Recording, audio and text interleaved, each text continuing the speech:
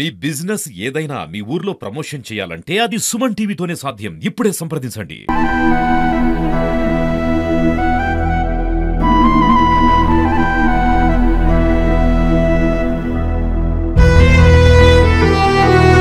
చిన్న అప్పులోళ్ళు ఇంటి ముంగడికి వచ్చి గొడవలు చేస్తున్నారు. అయ్యా అయ్యా నా దగ్గర రూపాయి లేదు, నా కొడుకు దగ్గర. అయ్యా పిల్లలు మంచి రోజులు పెట్టిపోయినా. అయ్యా అయ్యా నేను పుట్టినరోజు నా కొడుక అవి మరుగుతారు. నా అమ్మ సరే అన్నాడు, నువ్వు అన్నాడు. అయ్యా అయ్యా నేను నా కొడుకు పోతుండేనేమో. అయ్యా అయ్యా కొడుకు అయ్యా అయ్యా నాకు ఒక మాట లేదు నా కొడుకు. అయ్యా 33 ఏళ్ళ కొడుకు. అయ్యా నేనేం చేస్తాడు. Welcome to Suman TV. Nizamabad జిల్లాలో దారుణం చోటు చేసుకుంది. తండ్రి కూతురుతో సహా వాళ్ళు చెరువులో దుంకి ఆత్మహత్య చేసుకున్నారు. అసలు ఏమైంది అని చెప్పేసి చాలా వరకు కూడా చాలా డౌట్స్ అయితే ఏర్పడుతూ ఉన్నాయి. సో ఇక్కడ ఎవరైతే మనకి క్రాంతి కుమార్కి సంబంధించిన ఇంటి దగ్గరికి అయితే మనం రావడం జరిగింది.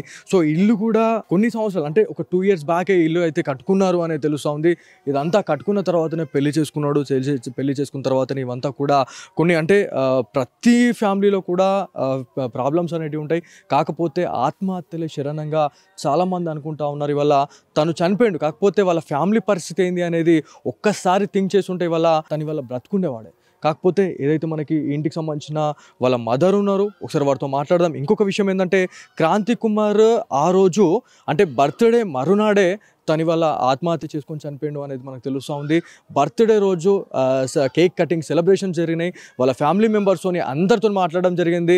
చాలా సంతోషంగా వీడియో కాల్స్ మాట్లాడి మరి తను చాలా మంచిగా ఆ రోజు మొత్తం గడిపిండు. కాకపోతే ఎర్లీ మార్నింగ్ 3 o'clock టైంలో ఇక్కడ నుంచి ఏదైతే మనకి ఈ శ్రీరామ్ నగర్ కాలనీలో మనం ఉన్నామో, శ్రీరామ్ నగర్ కాలనీ నుంచి నాల్కల్ చెరువులోకి వెళ్ళేసి వాళ్ళు తను ఆత్మహత్య చేసుకున్నాడు అనేది మనకు తెలుస్తూ ఉంది. సో ఒకసారి వాళ్ళ తల్లిదండ్రులు ఉన్నారు, ఒకసారి వాళ్ళ తల్లితో మాట్లాడదాం. అసలు ఏం జరిగింది అంటే ఇది ఒకటే కారణమా, లేకపోతే బాకీల వల్ల ఏమైనా ప్రాబ్లం ఏమైనా అయిందా, లేకపోతే ఇంట్లో ఏమైనా ఫ్యామిలీ ఇష్యూస్ వల్ల ఈ ఆత్మహత్య చేసుకున్నాడా అనేది చాలా పెద్ద బిగ్ క్వశ్చన్ మార్క్ అయితే ఉంది. సో ఒకసారి వాడితో మాట్లాడదాం. అమ్మ ఉన్నారు, ఒకసారి మాట్లాడతాం. అమ్మ ఏడవకండి, అసలు ఏం జరిగిందమ్మా? అసలు మొన్న ఏమైంది అసలు?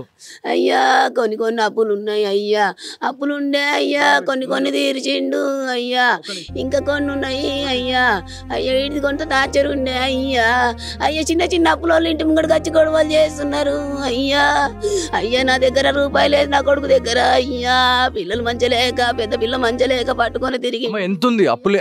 ఎంత అప్పులు ఉన్నాయి మీకు? 5-6 లక్షల దాకానే ఉన్నాయి. అయ్యా మాకు ఎక్కలేవు.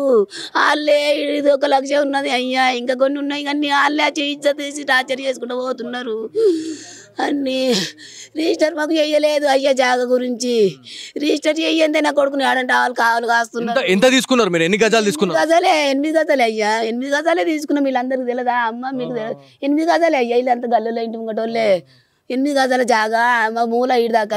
8 గజాల కోసమే ఇంత ఫైట్ చేసారా? ఇంత ఇబ్బంది పెట్టారా మిమ్మల్ని? ఇబ్బంది పెట్టుడు ఇక చిన్న అప్పులోళ్ళు కూడా వచ్చి అడుగుడు, మాకు కట్టు అంటే ఆచారాలు చేసిండ్రు. అయ్యా నాకు చెప్పలే నా కొడుకు మనసులే ఉంచుకున్నాడు. అయ్యా నాకు బాధ చెప్పలే. నేను ఒకనాడన్నా అయ్యా ఇల్లు అమ్మేసుకుందాం కొడుక, మీకంటే ఎక్క కాదన్న నేను. అయ్యా అప్పులు కట్టేసుకుందాం కొడుక అన్న. అయ్యా మన దీపావళికి మాలస కట్టుకున్నాడు. అయ్యా ఇంకా ఇంటి ముంగడికి వచ్చి టార్చర్లు చేస్తున్నారు. అయ్యా ఫోన్లలో టార్చర్లు చేస్తున్నారు. అయ్యా ఆడు పెళ్ళంగా చెప్పుకున్నాడట. అయ్యా నాకు ఒక ముక్క చెప్పలేదు. అయ్యా వాళ్ళని అత్తే నేను టౌన్కి పోదామన్నా. అయ్యా నేను మాట్లాడతా, నువ్వేం చేసుకోకు బిడ్డ అన్న. అయ్యా నా కొడుకు బతకబాయా. అయ్యా నా కొడుకు నిజామాబాద్ జిల్లాలో మనం ఆల్రెడీ మనకి రేడియో స్టేషన్ నియర్ బై లొకేషన్లో ఒక ఇన్సిడెంట్ జరిగింది.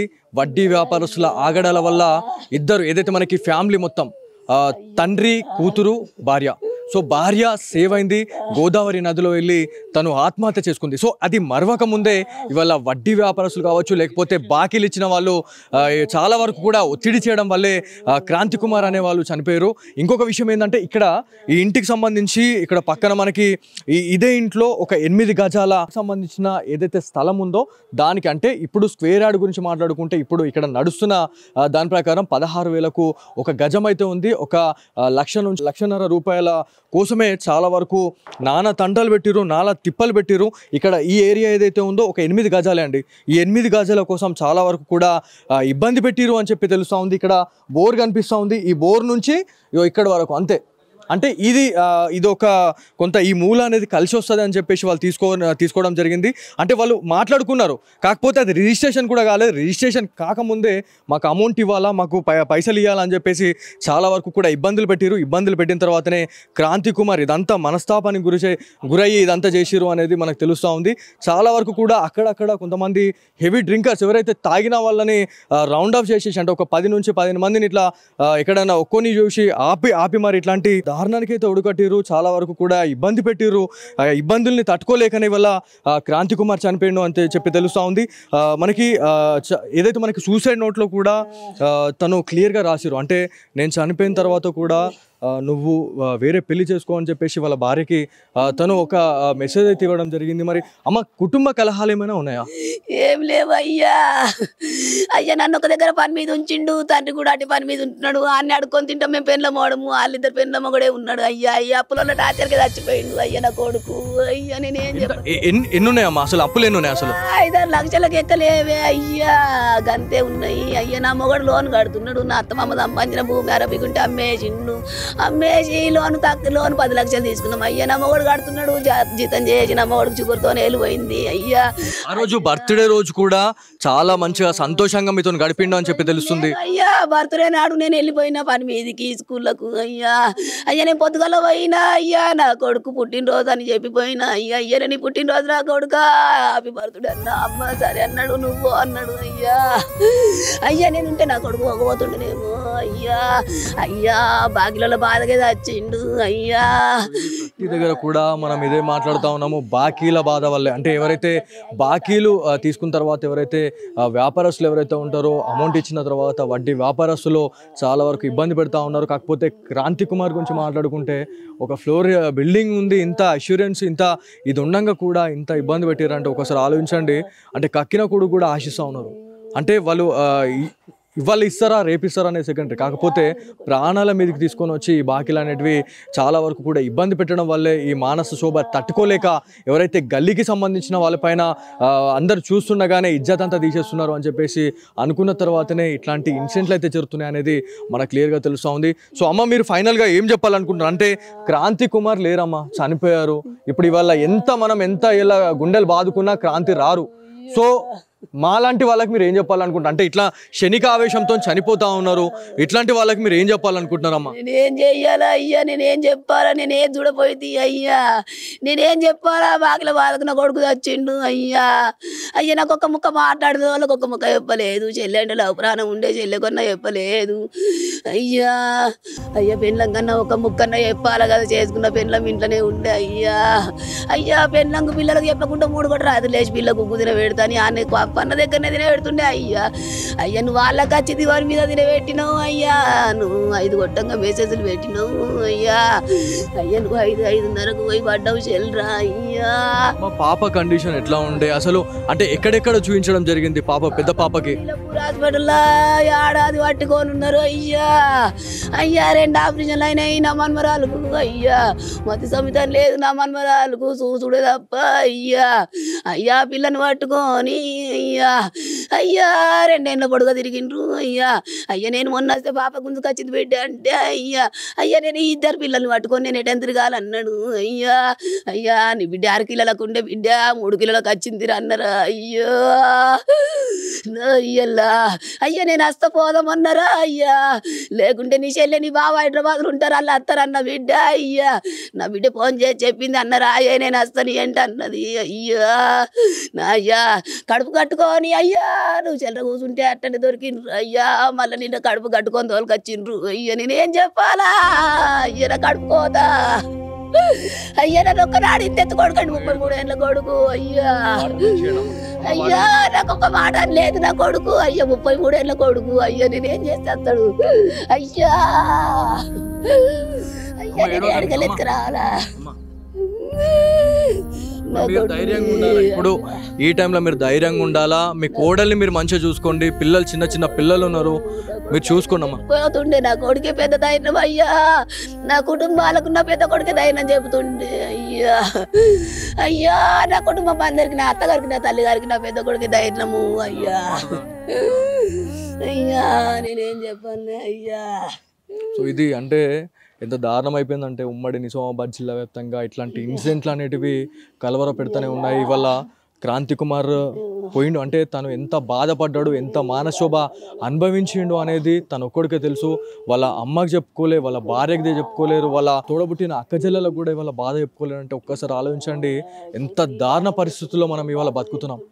ఇవాళ ఇక్కడ ఈ సిచ్యువేషన్లో ఎవరున్నా కూడా ఇట్లాంటి వీడియోస్ ఎవరైతే చూస్తున్నారో క్షణికావేశంలో ఆత్మహత్య చేసుకునే వాళ్ళకి ఇది ఒక చాలా పెద్ద మెసేజ్గా చెప్పుకోవాలి. ఇవాళ మనము ఆత్మహత్య చేసుకొని చనిపోతున్నాం, కాకపోతే మనం చనిపోయిన తర్వాత మన ఫ్యామిలీ పరిస్థితి ఏమవుతుంది అనేది మీరు చూడండి. ఇవాళ ఎంత దారుణం అయిపోయింది చూడండి. అంటే చెట్టోలో ఉన్న వీళ్ళ కొడుకు వల్ల ఒక్కసారిగా పడిపోతే ఎంత భారంగా ఉంటుంది అనేది మనం ఆలోచించుకోవాలా. కొంతమంది వడ్డీ వ్యాపారస్తులు కావచ్చు, బాకీల వల్లనే ఇట్లాంటి ఇన్సిడెంట్లు జరుగుతూ ఉన్నాయి. కాకపోతే క్రాంతి కుమార్కి సంబంధించిన ఫ్రెండ్ అయినటువంటి దండు శ్రీకాంత్ కూడా మనతో మాట్లాడడం జరిగింది. తను చాలా వరకు కూడా జాగృతిలో ఎవరైతే క్రాంతి కుమార్ 10 సంవత్సరాలుగా చాలా వరకు ఏదైతే తెలంగాణ ఉద్యమంలో కూడా చాలా పోరాడిండు, ఇవాళ ఒక గవర్నమెంట్ కొలువు అనేది క్రాంతి కుమార్కి ఉండున్నట్లయితే ఇవాళ చనిపోయేవాడు కాదు అనేది నాకు క్లియర్గా తెలుస్తుంది. అంటే 10 సంవత్సరాలు తెలంగాణ రాకముందు ఎంత పోరాడిరు, తెలంగాణ వచ్చిన తర్వాత కూడా ఇట్లాంటి చావులు అనేటివి ఇవాళ మనకి రోజు రోజుకి బయటపడుతూనే ఉన్నాయి. అంటే ఎంత తెలంగాణ ఉద్యమంలో ఎంతవరకు చాలామంది బలిదానాలు చేసుకున్నారు, ఎంతోమంది లాఠీ దెబ్బలకు తన్లు తిని కూడా ఇవాళ జాబ్ లేని పరిస్థితి, ఇలా ఒక అవుట్సోర్సింగ్ జాబ్లో పనిచేస్తున్నారు అండి.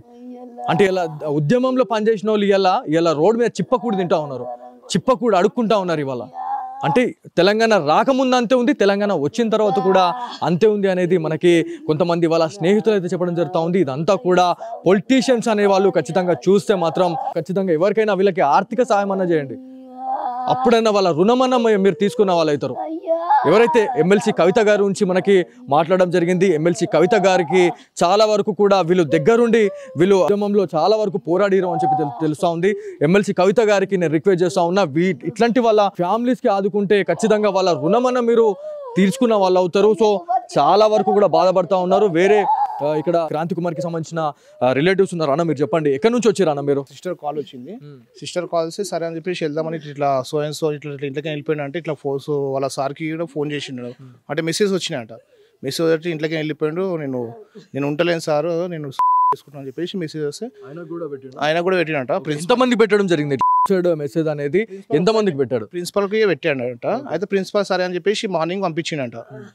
మార్నింగ్ బాబుని పంపిస్తే అవును ఇంట్లో లేడని చెప్పేసి చెప్పేసినండి. చెప్పగానే అప్పుడు అందరూ మా ఇంట్లో వాళ్ళు అందరూ చేసి అంతా అక్కడిక్కడ గాలిస్తున్నారు. ఆయన అందరితో బాగుంటుండే, అందరితో ఫుల్ అందరితో కలిసిమెలిసి ఉంటుండే, అందరితో హ్యాపీగా ఉంటుండే. నేను కొంచెం ఈ ఇష్యూ వల్లనే కొంచెం ఇది కూడా కొంచెం ఇది ఆల్ కూడా 10-15 days నుంచి ఈయన కూడా చాలా టార్చర్ పెడుతున్నట్టు. ఇంత టార్చర్ అనేది అంటే రిజిస్ట్రేషన్ అయిన తర్వాత అనేది మనం అమౌంట్ ఇవ్వాలనేది ఒకటి తారీఫ్ ఉంటుందండి. సో ఇల్లీగల్, ఇప్పుడు మనం ఇచ్చినా కూడా అది ఇల్లీగల్ అవుతుంది. తర్వాత కూడా ఇవ్వలేదు అంటే మనం ఏం చేయలేం. సో దాని గురించి ఏం చెప్తారు? అదే ఇప్పుడు ఫస్ట్ రిజిస్ట్రేషన్ చేసుకుంటే ఎవరైనా అమౌంట్ ఇస్తారు కదా సార్.